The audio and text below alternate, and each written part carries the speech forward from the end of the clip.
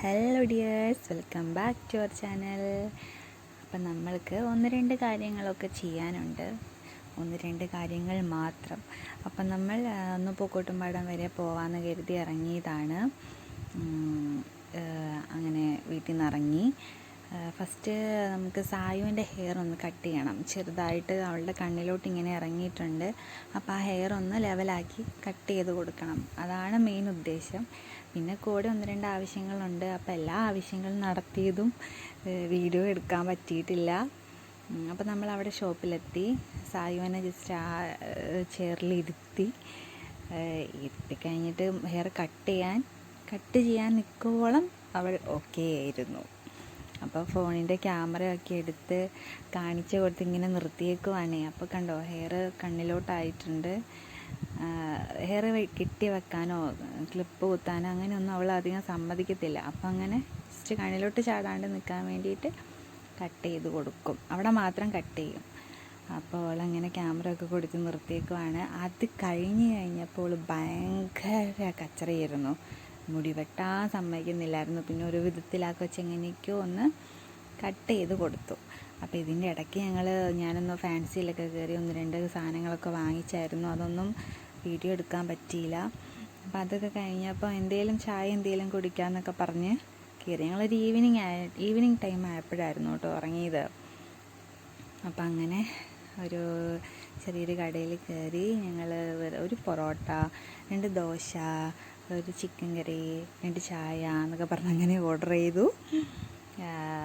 അപ്പോൾ അവിടെ ഇരുന്ന സമയത്ത് സായി വേറെ എന്തൊക്കെയോ കാട്ടുന്നുണ്ടായിരുന്നു കേട്ടോ. അവൾ ആ ഷോപ്പിൽ നിന്ന് കച്ചറ ഉണ്ടാക്കിയ കുട്ടിയാണെന്നേ പറയത്തില്ല. ഇവിടെ വന്നപ്പോൾ എന്തൊക്കെയോ കോപ്രായങ്ങൾ കാണിക്കുകയായിരുന്നു. അപ്പുറത്തെ ടേബിളിരിക്കുന്ന ആൾക്കാരോടൊക്കെ അവൾ എന്തൊക്കെയോ പറയുന്നുണ്ടായിരുന്നു കേട്ടോ. എന്തൊക്കെയോ മുഖം കൊണ്ട് ഇങ്ങനെ എന്തൊക്കെയോ എക്സ്പ്രഷനൊക്കെ കാണിക്കുക. അപ്പോൾ അതൊക്കെ കഴിഞ്ഞ് ഞങ്ങൾ റിട്ടേൺ വീട്ടിലോട്ട്. എല്ലാം എടുക്കണമെന്ന് കരുതി പോയതായിരുന്നു. പക്ഷെ എല്ലാം കംപ്ലീറ്റ് എടുക്കാൻ പറ്റിയില്ല. പിന്നെ ഞങ്ങളങ്ങനെ വീട്ടിലോട്ട് പോവാണ് കേട്ടോ. അതിൻ്റെ ഇടയിൽ സായു എന്തൊക്കെയോ പറയുന്നുണ്ട്. വണ്ടിയിൽ ഇരുന്നിട്ട് അവളങ്ങനെ സ്കൂട്ടിയിൽ പോവലില്ല. അപ്പം അങ്ങനെ എന്തൊക്കെയോ പറഞ്ഞ് ലാസ്റ്റ് വീട്ടിലെത്തി കഴിഞ്ഞപ്പോൾ ആ ശരിക്കും ലെവലായില്ലായിരുന്നു അവളുടെ മുടി കട്ട് ചെയ്ത്. അപ്പോൾ ഏട്ടനൊന്ന് കട്ട് ചെയ്ത് തരാമെന്നും പറഞ്ഞ് അങ്ങനെ ഇരുത്തിയതാണേ.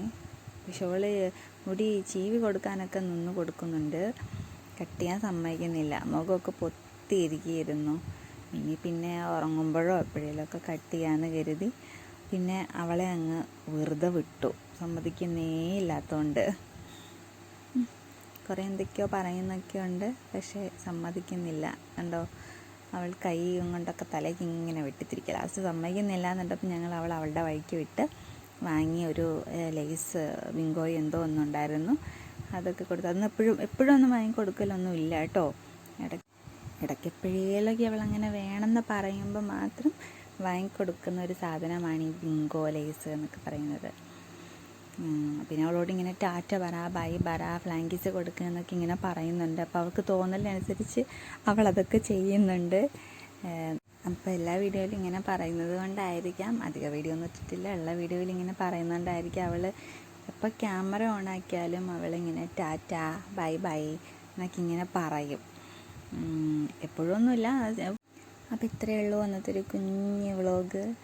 അപ്പം എല്ലാവർക്കും ഇഷ്ടപ്പെട്ടു എന്നുണ്ടെങ്കിൽ നമ്മളെ സപ്പോർട്ട് ചെയ്യാൻ മറക്കരുത് കേട്ടോ. Okay, by.